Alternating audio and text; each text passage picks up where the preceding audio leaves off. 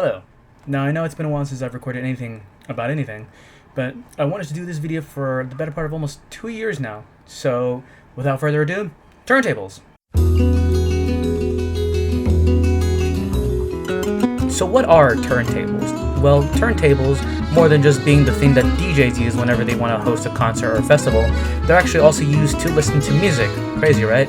Now, I know there are some turntables that are dedicated for DJs, for example, turntables that have direct drive motors on the bottom of the plate, but for anybody that's an audiophile, which is someone who really cares about the quality of their music, turntables usually have a little small belt that loops around, maybe under the turntable itself or maybe directly next to it. You'll sometimes see this on, let's say, a Fluence RT85, for example, or maybe other high-end turntables. Now, let's say if you're someone who just wants to listen to the music but in its physical form, I would suggest getting a CD since they're a lot cheaper, a lot less of a handle to clean and maintain, and also you'll get some really good music players, very cheap as well, that doesn't really need anything as vigorous as a vinyl setup. Now let's imagine a scenario. Imagine that you're someone who finally spun a record for the first time and thought, wow, this sounds great, especially with all the scratches, the pops, the noises, everything that a record should make, and you really like the aesthetic of it. Well, you might want to start getting into vinyl now. So you'll probably look up on Amazon, maybe search up your favorite vinyl record or two, maybe Linkin Park or Blink-182 or whatever, and then you might want to Google up some stores that sell a vinyl record player. Now, careful what you wish for, because you'll find a lot of stores that sell record players everywhere. However, the majority of them will be basically the same thing. A lot of the places like Target, Barnes & Nobles, Best Buy, etc., will sell you the all-in-one suitcase record players.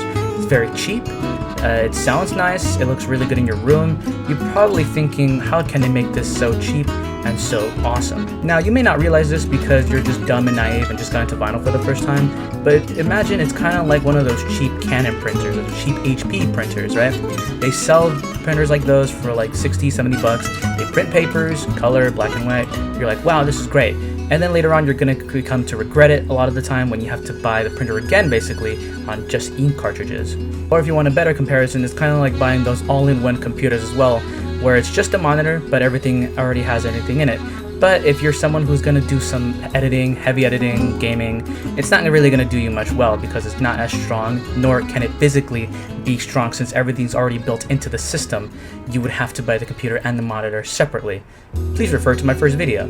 Or if you're someone who's trying to get a record player but don't really know how to do it or don't really know what to look for, and you've probably seen all those videos saying, do not buy a Crosley, do not buy a Victrola, do not buy those suitcase players because they're that bad. Well, they are bad, they are for sure bad, but they're not as deadly or fatal to your records as they may be.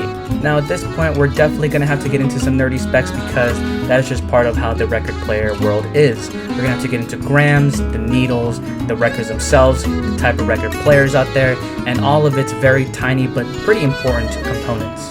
Now we'll just break down the major 4 things that you're going to need in a record player setup, which is the turntable, the preamp, the amplifier, and the speakers. The turntable should be pretty self-explanatory. It is basically the record player holder, or the thing that spins around a record when you put the needle around it. Whether it be through a tiny belt or whether it be a motor directly below the plate, either one works just fine. But if you really want to start DJing or start mixing your own records, then direct drive motor is the way to go. I think it's impossible to do it with a belt. Now the turntable that I have, the Audio-Technica LP60X, is a belt-driven turntable, meaning that there's no motor directly under it, but actually there is a small belt that is under it. There's a little thing that spins around it, meaning that it'll spin the plate around it as well. The band is really small, but it's a resilient little thing. I wonder what it's made of. Now, side note that the turntable does come with a felt mat that comes in the turntable. However, you're seeing my video that actually don't have that felt mat, but instead a silicone mat that I bought on Amazon, so that way it causes less friction between the record and the mat itself, meaning that if the needle is somewhat more aggressive than usual, then that means the player won't skip or the record won't get hurt in almost every way. Now up next is the preamp or the preamplifier. Basically what it does is that it kind of emits the signal that the needle's going through the record itself to become a lot stronger than it normally was.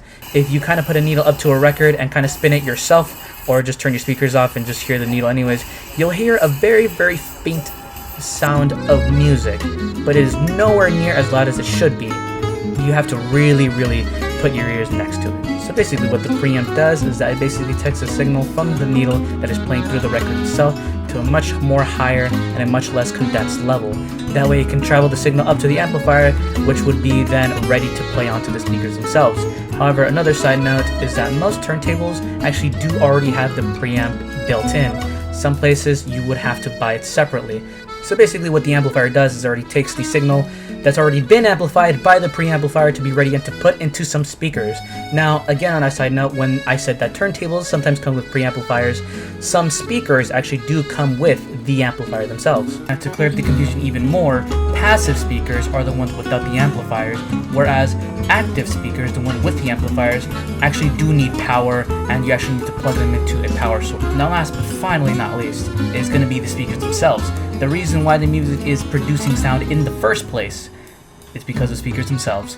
Now, records have gotten a lot better over the years, whereas past decades, it was a lot thinner, and the colors were very far few in between. For example, you had your standard black, but you also had limited edition red, blue, green, yellow, solid colors really. But nowadays you can get really, really creative with the styles of your records. For example, this vinyl record that I have is from Discordance Axis, one of my favorite grindcore bands of all time. It is in a splatter styled, and it looks absolutely gorgeous in this deep blue, and you can see hints of cyan in there.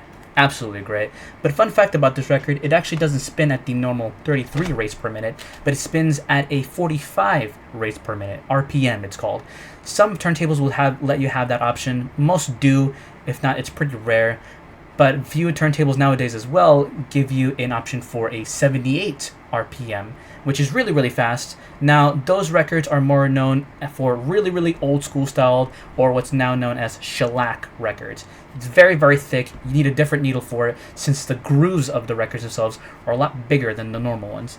But 45 RPMs are mainly suited for these guys, these 7-inch small EP or single records that you'll probably find in like a mall or some sort of show. They'll sell it to you for very cheap.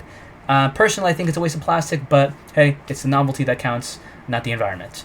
Hey everyone, this is Puss Edit Marquitos here. I just wanted to let you guys know that, sorry if this video is going to get cut a little bit short. I'm still learning how to edit and everything like that, and to be completely honest, it's taken me up to 4 days to edit this stuff at this point. So again, I was going to go over stuff like the grams of a needle, or let's say the different types of mats that there are, or even the cartridges themselves, because there's a bunch of other stuff that we want to do.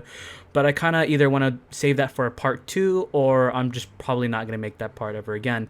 But again, apologize. I am learning how to edit. I'm using DaVinci Resolve, and you know, in the beginning of the video, I was using just OBS Studio, just the camera that's over there and the mic that's down there. But I learned that you can sync it up with the Audacity file in there, which I never knew that it was possible. So again, apologies for making the video short. I just wanted to let you guys know that I'm still learning. I'm still quite new, and yeah. But thank you very much for watching, and here's the outro.